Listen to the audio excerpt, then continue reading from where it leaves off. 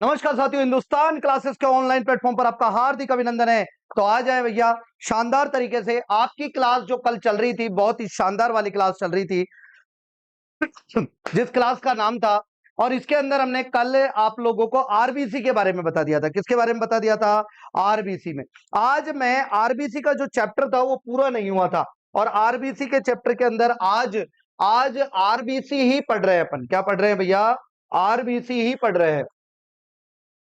और आरबीसी के अंदर आज हम क्या पढ़ेंगे भैया? आज हम पढ़ेंगे भैया, क्या पढ़ेंगे? प्लीहा। क्या पढ़ेंगे भैया? प्लीहा। प्लीहा को स्प्लिन भी कहते हैं। क्या बोलते हैं?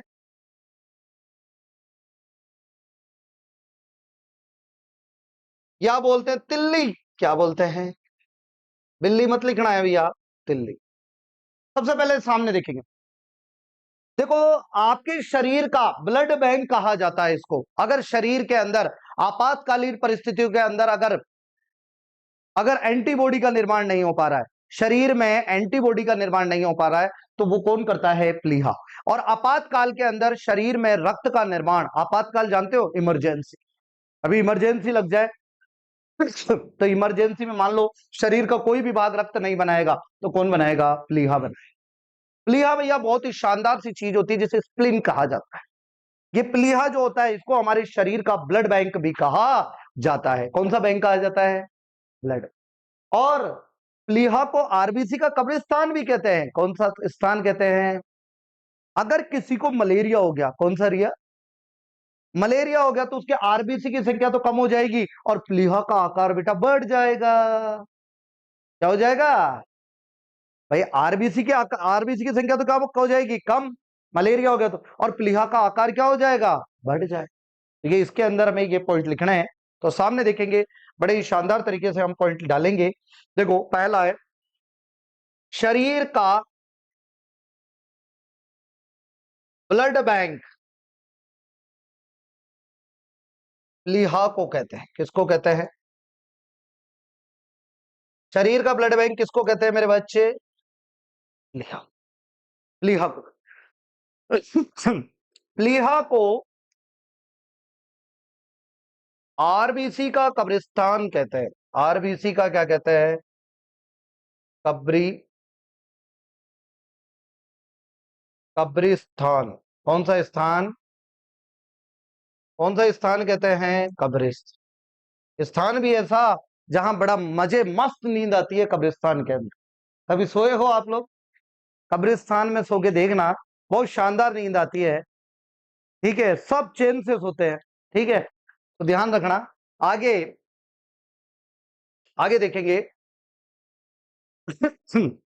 मलेरिया रोग होने पर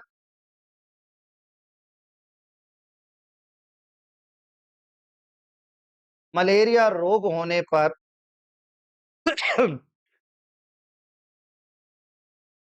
आरबीसी की संख्या घट जाती है। घट जाती। अगर किसी को मलेरिया हो गया तो किसकी संख्या घटेगी? और प्लीहा का आकार क्या हो जाएगा? प्लीहा का आकार बढ़ जाएगा।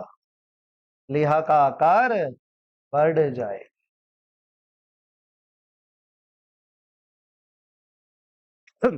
भैया सबसे बड़ी, अगर बात करें कि सबसे बड़ी लसिका ग्रंथि कौन सी होती है, जैसे कई बार एग्जामों के अंदर क्वेश्चन आ चुका है कि सबसे बड़ी लसिका ग्रंथि कौन सी होती है? कौन सी होती है? प्लीहा। कौन सी होती है? सबसे बड़ी लसिका ग्रंथि कौन सी होती है? प्लीहा होती है। अरे कौन सी होती है? प्लीहा होती है। कौन सी होती है रे? सबसे बड़ी लसिका ग्रंथि किसको कहा जाता है? प्लीहा। प्लीहा दो प्रकार की होती है, श्वेत मज्जा और लाल अस्थि मज्जा। श्वेत मज्जा और क्या होती है भैया? लाल अस्थि मज्जा। तो कितने प्रकार की होती है प्लीहा? दो प्रकार की, श्वेत मज्जा और दूसरी कौन सी होती है? लाल अस्थि मज्जा। श्वेत मज्जा महीन के रूप में होती है, जबकि लाल अस्थि मज्जा में आरबीसी, डब्ल्यूबीसी और मैक्रोफेजेज कण पाए जाते हैं। क्या पाए जाते हैं? मैक्रोफेजेज कण पाए जाते हैं। पता है ये प्लीहा आमाशय के पश्च भाग में पाई जाती है। कौन सी भाग में पाई जाती है? पश्च भाग में। कौन से भाग में पाई जाती है? पश्च भाग में। आपका जो आमाशय होता है, जिसे पेट कहते हैं, आमाशय के पश्च भाग में पाई जाती है कौन? प्लीहा। तो यहां पर लिखेंगे आमाशय के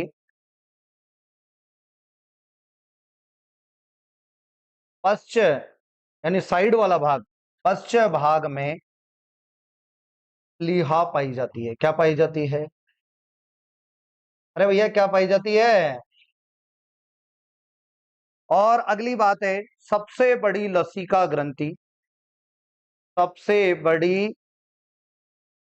लसिका ग्रंथि बताओ कौन सी होती है? प्लीहा। कौन सी होती है?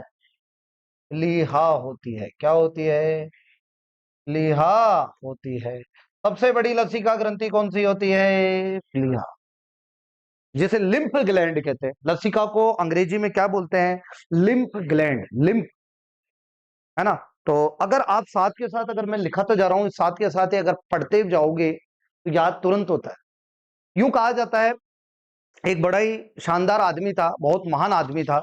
उस महान आदमी की एक बात कही थी उसने, और वो यूं कहा था कि अगर अगर अगर हम जब लिख जब टीचर पढ़ा रहा है उस समय हम अगर पढ़ रहे हैं, ध्यान से पढ़ रहे हैं, ध्यान से उसका रिवाइज कर रहे हैं, तो 90% तक याद होता है। कितना परसेंट याद होता है? 90% याद। 10% घर पे रिवीजन करने से हो जाएगा। लेकिन अगर आप लोग, अगर मैं पढ़ा रहा हूं और आप लोग कोई और ध्यान में लग रहे हो, इधर से उधर बातों में, लिखने में, काय में, तो मैं यूं कह रहा हूं केवल और केवल 30% याद होगा। कितना परसेंट याद होगा? ये थोड़ा सा बात ध्यान रखना। तो मैंने कहा शरीर का ब्लड बैंक किसको कहा जाता है? प्लीहा को। और प्लीहा को आरबीसी का कब्रिस्तान भी कहा जाता है। मलेरिया रोग होने पर आरबीसी की संख्या घट जाती है, प्लीहा का आकार बढ़ जाता है। आमाशय के पश्च भाग में क्या पाई जाती है? प्लीहा। सबसे बड़ी लसिका ग्रंथि कौन सी है? प्लीहा। अब प्लीहा के प्रकार देखते हैं। प्लीहा के प्रकार, क्या आप जानते हैं प्लीहा के कितने प्रकार होते हैं? There are 2 types. एक तो होती है श्वेत मज्जा। कौन सी मज्जा? मज्जा है, मज्जा नहीं है, मतजा नहीं है, मज्जा। एक है लाल अस्थि मज्जा। लाल अस्थि। देखो ये श्वेत मज्जा होती है, यह महीन धमनियों के रूप में होती है। किसके रूप में होती है? महीन धमनियों के रूप में होती है। आई में होती है महीन धमनियों के रूप में। तो क्या होती है मेरे बच्चे? क्या होती है? श्वेत मज्जा। कौन सी मज्जा? और लाल अस्थि मज्जा जो होती है, अरे लाल अस्थि मज्जा जो होती है ना, इसमें आरबीसी होती है, डब्ल्यूबीसी होती है, और मैक्रो पेजेज कण होते हैं। कौन से कण होते हैं? पेजेज कण पाए जाते हैं। मतलब लाल अस्थि मज्जा होता है ना, इसके अंदर तो ये महीन धमनियों के रूप में होती है, जबकि वो श्वेत मज्जा में तो, और लाल अस्थि मज्जा में आरबीसी होती है, डब्ल्यूबीसी होती है, और मैक्रोफेजेज के कण पाए जाते हैं। आपको पता है, अगर मैं कहूं 100% अगर रक्त कणिकाएं हैं, 100% रक्त कणिकाएं, उसके अंदर से 99% तो भैया क्या होता है? आरबीसी। और 1% भाई साहब क्या होती है? डब्ल्यूबीसी। क्या होती है? डब्ल्यू, मतलब आरबीसी की संख्या ज्यादा होती है हमारी बॉडी में। किसकी संख्या ज्यादा होती है? आरबीसी। आरबीसी कितनी होती है और डब्ल्यूबीसी कितनी होती है? अगर एक क्वेश्चन, अगर ऐसे कई बार क्वेश्चन आया हुआ है, बड़ा ही विचित्र सा, मजा आ जाता है ऐसे विचित्र से क्वेश्चन करने में हमें। अरे यार विचित्र सा क्वेश्चन करने के लिए देखो, यूं कहा कि साहब डब्ल्यूबीसी, अरे मेरे बच्चे, आरबीसी और डब्ल्यूबीसी का अनुपात क्या है? तो होता है 600:1। क्या होता है? अगर कोई पूछे आरबीसी और डब्ल्यूबीसी का अनुपात क्या है, तो क्या बताओगे आप? 600:1। तो मैंने कहा कि प्लीहा कितने प्रकार की होती है? दो। पहला कौन सा है? श्वेत, इसमें महीन धमनियों के रूप में होती है। दूसरी कौन सी होती है? आरबीसी डब्ल्यूबीसी मैक्रोफेजेज के कण पाए जाते हैं। 100% के अंदर 99% आरबीसी और 1% क्या होती है? डब्ल्यूबीसी। बोलो कोई दिक्कत, कोई परेशानी? अब यहां पर इसके बाद में आती है हमारी, जैसे ये तो हो गई हमारी प्लीहा खत्म। अब प्लीहा के कार्य, पहले प्लीहा के कार्य भी तो बता दें। हाँ, क्या आप जानते हैं प्लीहा के कितने कार्य होते हैं? दो। कितने कार्य होते हैं? पहली कार्य की बात करें, किसकी बात करें? देखो, आपातकाल में रक्त सप्लाई करना, आपातकाल में शरीर को क्या प्रदान करना? को रक्त सप्लाई करना। क्या बना करना? सप्लाई करता है। दूसरा क्या है ये? प्रतिरक्षा तंत्र को मजबूत बनाना। कौन सा बूत? प्रतिरक्षा तंत्र को मजबूत बनाना। अब प्रतिरक्षा तंत्र को मजबूत कैसे बनाएगा, आपने कभी सोचा? अजी सोचा क्या है कि प्रतिरक्षा तंत्र को मजबूत कैसे बनाएगा ये बनाएगा भाई साहब एंटीबॉडी। कौन सी बॉडी? और एंटीबॉडी को हिंदी में कहते हैं प्रतिरक्षा। क्या बनाएगा? प्रतिरक्षी, सॉरी, क्या करेगा? मतलब ये एंटीबॉडी बनाएगा। एंटीबॉडी बनाता है, क्या बनाता है? एंटीबॉडी। जैसे जैसे ये बनाता रहेगा, आपका शरीर का प्रतिरक्षा तंत्र, आपके शरीर की इम्यूनिटी पावर, आपके शरीर का डॉक्टर है ये। क्या है भैया? डॉक्टर। क्या होता है भैया ये? डॉक्टर साहब। तो अगर आपका एंटीबॉडी, अगर एंटीबॉडी बनाएगा, शरीर के अंदर का एंटीबॉडी बन गई आपके, जैसे अभी कोरोना का इंजेक्शन लगा था, आपने देखा होगा ना? अरे कोरोना का इंजेक्शन लगा था ना, कोरोना के लिए लगा था वो, है ना? तो कोरोना आया था तो कोरोना वैक्सीन बनाई थी, और कोरोना वैक्सीन जब बनाई गई थी तो उसके अंदर क्या हुआ था, जो वो कोरोना का जो टीका लगाया गया था, वैक्सीन यानी टीका, वो टीका कोरोना से ही बनाया हुआ था। उसमें कोरोना डेथ फॉर्म में था। कौन से फॉर्म में था? मरी हुई अवस्था में। कौन सी अवस्था में? और जैसे उसका इंजेक्शन लगाया, अंदर जाते ही किसी को बुखार आ गई थी, किसी के सर दर्द होने लग गया था, किसी को क्या होने लग गया था। मतलब अगर किसी पे अलग प्रभाव होने लग गया था, इसका मतलब अभी प्रतिरक्षा तंत्र कमजोर है। क्या है? अरे मरी हुई चीज अंदर घुसी, अगर जीवित घुसती तो आदमी खत्म हो जाता। और कई लोगों के बुखार बिल्कुल नहीं आया था, मतलब उसकी इम्यूनिटी पावर क्या है? सही है। जैसे मेरे कभी हाथ पैर सिर दर्द कुछ नहीं हो, मैंने कोरोना का जो लगाया लगाया एकदम फिट थे, कोई दिक्कत ही नहीं, हम तो आराम से मस्त, कोई नहीं लगाया था। तो ये मरे हुए फॉर्म में लगाया, फिर दोबारा लगाया। अब है ना, कोरोना से संबंधित एंटीबॉडी है मेरे पास, दवाई है मेरे शरीर में। इससे कोरोना से अगर मुझे कोरोना भी हो जाएगा, हो तो जाएगा, लेकिन वो दोबारा जल्दी ठीक भी हो जाएगा। क्यों हो जाएगा जल्दी ठीक? वो इसलिए हो जाएगा क्योंकि मेरे शरीर के अंदर डॉक्टर है, उससे संबंधित दवाई है। तो ये क्या होता है कि एंटीबॉडी बनाता है, और एंटीबॉडी बनाने के बाद प्रतिरक्षा तंत्र इससे क्या हो जाता है? मजबूत हो जाता है, रोगों से लड़ने की शक्ति प्रदान हो जाती है। बोलो कोई दिक्कत, कोई परेशानी? अगला आएगा हीमोग्लोबिन। क्या आएगा? हीमोग्लोबिन। अरे नहीं रे, नहीं रे। क्या आप जानते हैं? नहीं चल छोड़ो, तुम क्या जानोगे। हाँ, देखो, आरबीसी की कमी से, आरबीसी की कमी को क्या कहते हैं, पहले तो ये बताओ। इरिथ्रो, आरबीसी की कमी को क्या कहते हैं? इरिथ्रोपीनिया। ठीक है। और इरिथ्रोपीनिया से कौन सा रोग हो जाता है? कौन सा रोग होता है? अरे कौन सा मिया? एनीमिया। कौन सा रोग हो जाएगा? एनीमिया। अगर बेटा आरबीसी की कमी होगी तो कौन सा रोग हो जाएगा? आरबीसी की कमी को तो इरिथ्रोपीनिया कहते हैं। कौन सी पीनिया कहते हैं? और इरिथ्रोपीनिया से एक रोग हो जाता है। कौन सा रोग हो जाता है? एनीमिया। कौन सा मिया? आपको पता है कि एनीमिया कितने प्रकार का होता है? ये मिया कितने प्रकार का होता है? ये 4 प्रकार का होता है मेरे बच्चे। कितने प्रकार का होता है? ये एनीमिया कितने प्रकार का होता है? चार। चार प्रकार का। कितने प्रकार का? चार। पहला है सामान्य एनीमिया। कौन सा मिया? अरे कौन सा मिया? दूसरा है माइक्रो माइक्रोसाइटिक एनीमिया। तीसरा है परनीसियस एनीमिया।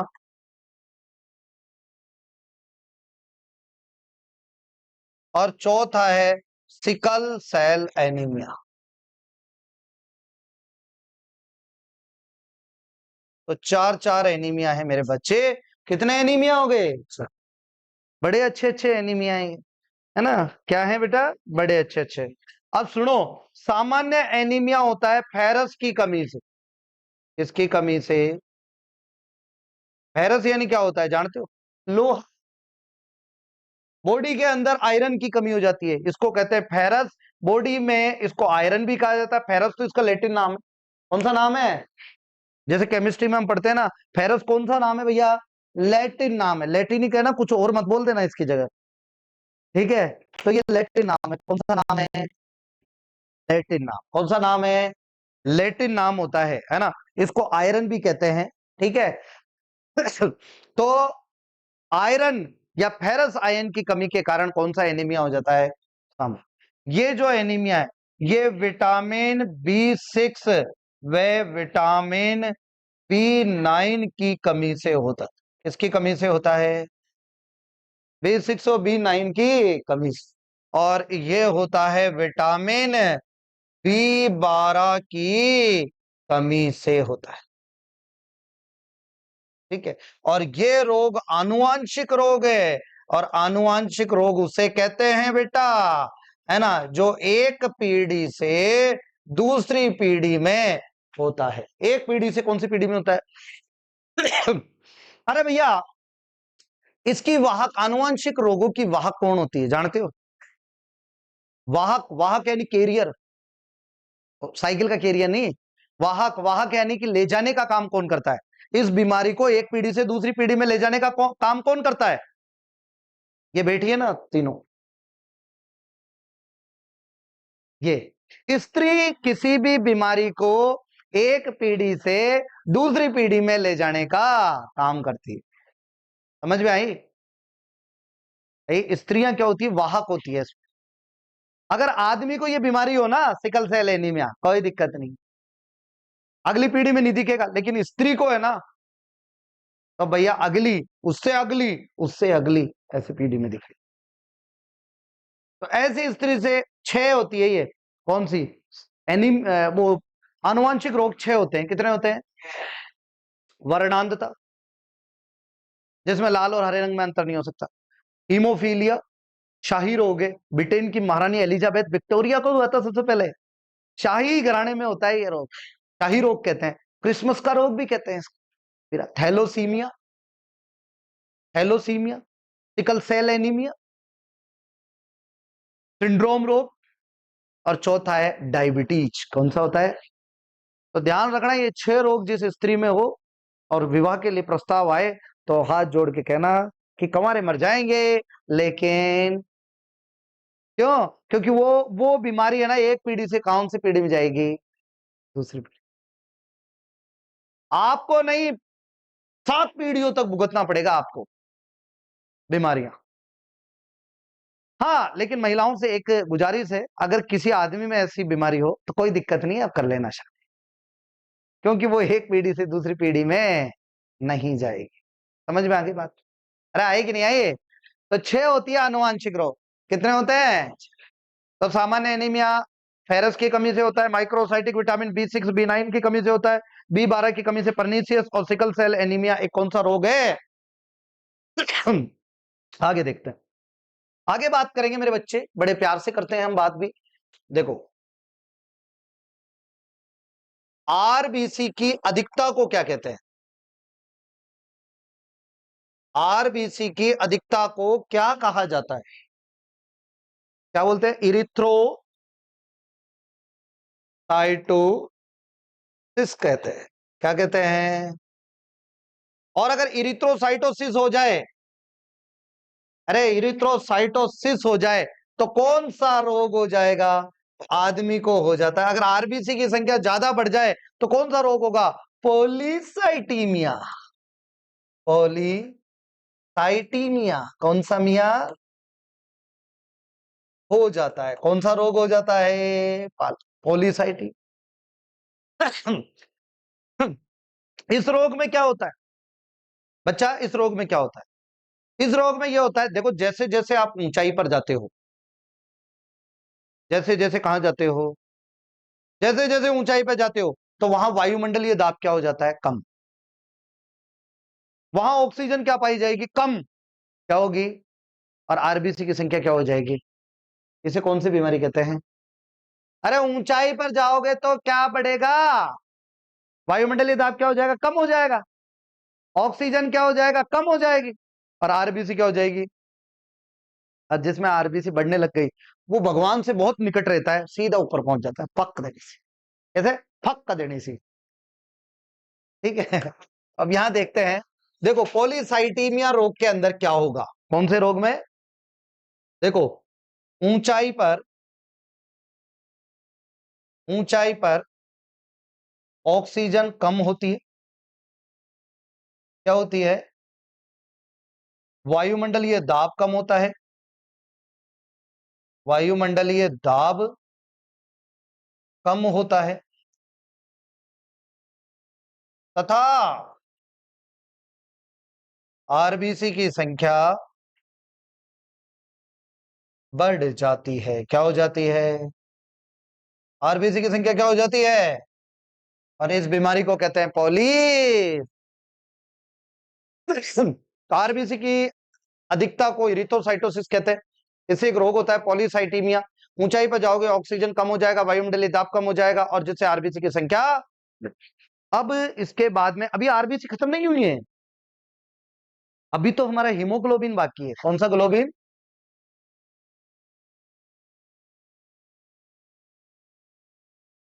कौन सा ग्लोबिन? शॉर्ट में बच्चे क्या बोलते हैं इसको? H B. क्या बोलते हैं बेटा? H B. क्या बोलते हैं? H B. कौन सा बी? हीमोग्लोबिन। सुनो,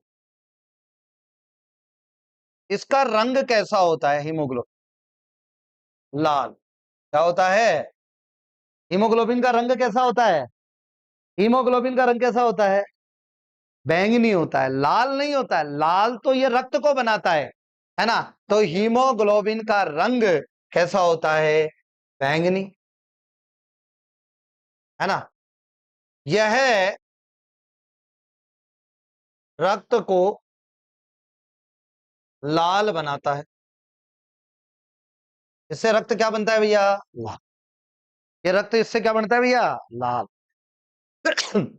अब अगर बात करें मात्रा, इसकी मात्रा की, तो भैया जीवन में दो है, एक तो है नर, एक है नर और एक है मादा। तीसरे की बात हम करेंगे नहीं, है ना?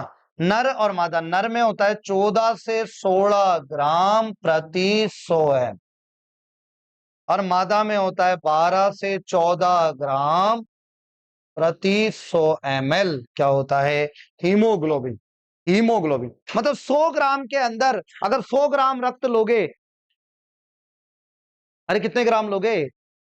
100 ग्राम रक्त लोगे, उसमें 14 से 16 ग्राम क्या होती है? हीमोग्लोबिन। क्या होती है? हीमोग्लोबिन। क्या होती है? हीमोग्लोबिन। क्या होती है? हीमोग्लोबिन। क्या होती है? अब मैं बात कर रहा हूं 100 ग्राम में 14 ग्राम, मिनिमम और मैक्सिमम कितनी होती है? 16। महिलाओं में 100 ग्राम रक्त के अंदर कितनी होती है? 12 या फिर क्या होगी? मैक्सिमम 14। अब मैं कह रहा हूं, आप बताओ, रक्त जब डोनेट करते हैं, रक्त डोनेट करते हैं, आजकल रक्त 450 ml लेने लग गए। पहले कितने लेते थे? एक यूनिट में 350 ml होता था, लेकिन कई हॉस्पिटल्स ऐसे हो गए जो 450 ml लेने लग गए। क्या लेने लग गए? तो बताओ, मैं आपसे एक बात पूछना चाह रहा हूं कि 450 ml के अंदर कितने हीमोग्लोबिन होने चाहिए? भाई 100 ग्राम में 14 है, 100 ग्राम में कितनी है? 100 ग्राम में कितनी है? 14 ग्राम हीमोग्लोबिन है। तो 450 ग्राम में कितनी होगी? लड़के बताएंगे, और लड़कियां ये बताएंगी कि 100 ग्राम में 12 है हीमोग्लोबिन, तो 450 ग्राम में कितनी होगी? सोचो। अरे भैया सुनो, 450 ग्राम आदमी में होता है ना, देखो, तो 450 ग्राम, तो देखो 14, फिर 14, 14, 14 आधा, 14 14 28 14 42 14 चौको 56, 56 और 7 57 58 59 60 61 62 63, 63 ग्राम होगी हीमोग्लोबिन। स्त्रियों की बात करें तो स्त्रियों में अगर 450 ग्राम स्त्रियों में नहीं लिया जाता रक्त, 350 ही लिया जाता है। स्त्रियां कमजोर होती है, तो उनके अंदर क्या होता है, उनके अंदर रक्त 350 ग्राम ही लिया जाता है। कितना लिया जाता है? 350 ml ही लिया जाता है। अब 350 ml लेंगे अगर मान लो स्त्री के अंदर, तो बताओ कितनी होगी? 12, 12, 12, 6, 12 का 12 12 चौ 32 36 37 38 39 40 41 42, 42 ग्राम हीमोग्लोबिन हो। बोलो कोई प्रॉब्लम? तो ऐसे कैलकुलेशन करके भी हम कर सकते हैं, लेकिन हम बताया था एक चीज है जिसमें बता दी हमने आप लोगों को, कोई दिक्कत नहीं। आगे देखेंगे। आगे बात करेंगे, क्या करेंगे बात, हीमोग्लोबिन का कार्य क्या होता है? साहब ये कार्य क्या करेगा? ये है ऑक्सीजन का परिवहन, यानी लाने ले जाने का कार्य करता है, परिवहन करता है। ऑक्सीजन का क्या करता है बेटा? परिवहन। मैं यूं कह सकता हूं बेटा, सुनना, एक हीमोग्लोबिन के द्वारा 4 ऑक्सीजन के अणुओं का परिवहन होता है। अणुओं का क्या होता है? परिवहन, यानी ले जाने का। 4 ऑक्सीजन लेके जाएगा एक हीमोग्लोबिन। कितने? 4। और एक हीमोग्लोबिन के द्वारा 4 दूनी 8, 8 ऑक्सीजन के परमाणु ले जाए जाते हैं। ऑक्सीजन के परमाणु, परमाणुओं का क्या होता है? परिवहन होता है। ठीक है। तो ये बात मैंने आप लोगों को बता दी कि हीमोग्लोबिन के बारे में। अब मैं आपको एक थोड़ी सी चीज और बताने जा रहा हूं इसके साथ ही।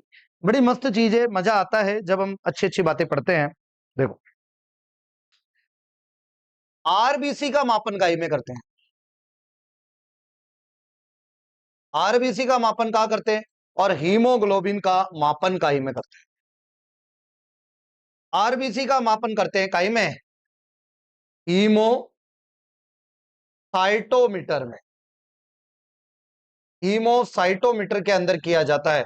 और यह है हीमोमीटर में किसका, अरे किसका मापन किया जाता है? हीमोग्लोबिन का मापन किया जाता है। ठीक है। आगे बात करें, जैसे मैं बात कर रहा हूं कॉकरोच की, ज्यादा देखा है आपने? कॉकरोच के रक्त का रंग ऐसा होता है, सफेद होता है। सफेद होता है, क्या होता है? क्योंकि इसमें हीमोलिम्फ वर्णक पाया जाता है। हीमोलिम्फ वर्णक पाया जाता है। कौन सा वर्णक पाया जाता है? अगर बात करें सीप ओ घोंगा के रक्त का रंग नीला होता है, क्या होता है? क्योंकि क्योंकि इसमें हीमोसाइनिन वर्णक पाया जाता है।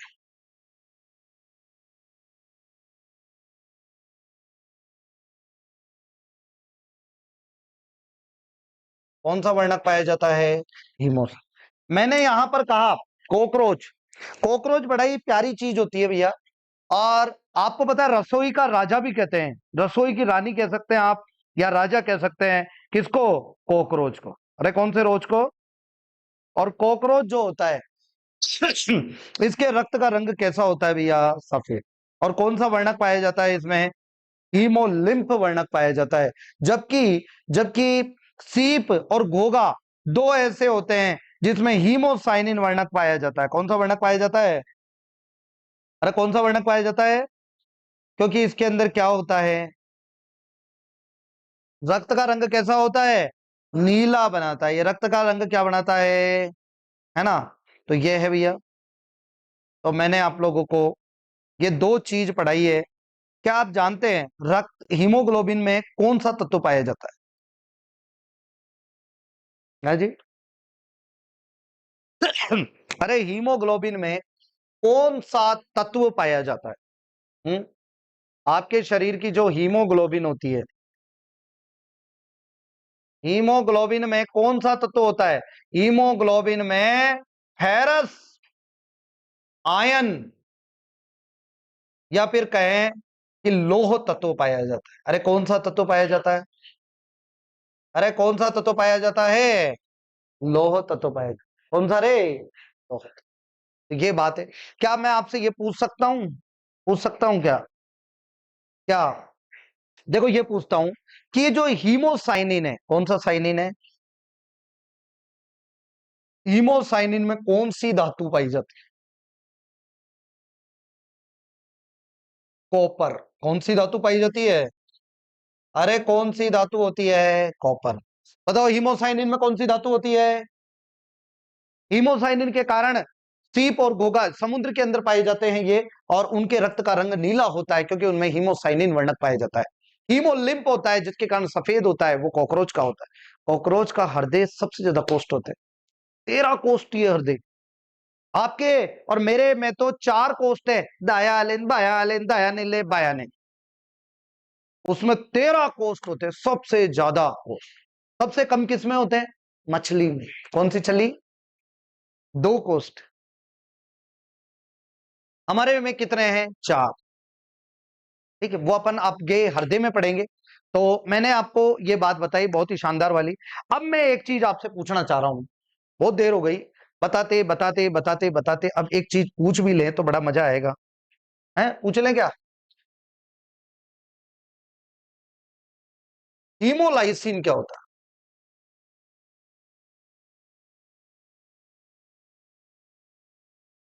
हीमोलाइसिन जब भी किसी को डेंगू हो जाए, कौन सा गु? या और या फिर मलेरिया हो जाए, कौन सी रिया? अगर किसी को डेंगू और मलेरिया हो जाए तो आरबीसी फट जाएगी। क्या फट जाएगी? आरबीसी फटते उसमें से क्या निकल जाएगा बाहर? हीमोग्लोबिन। क्या निकल जाएगा? अरे किसी को डेंगू हो गया और कौन सी रिया हो गई, तो आरबीसी क्या हो जाएगी? क्या निकल जाएगा? उसे क्या कहेंगे? क्या कहेंगे? देखें, देखो, डेंगू पे मलेरिया होने पर